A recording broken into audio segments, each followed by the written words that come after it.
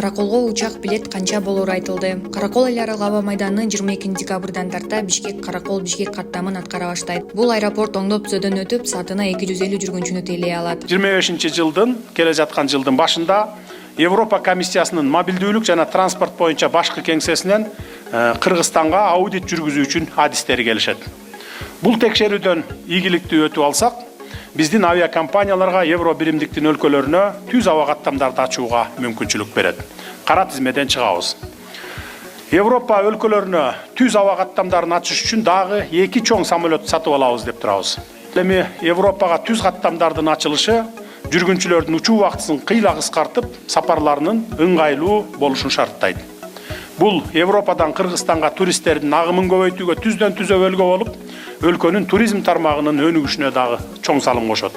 Каттамды Osman Airlines компаниясы ишке ашырат. Билет баасы 3100 сомдон башталып, учуу убактысы 30 мүнөттү түзөт.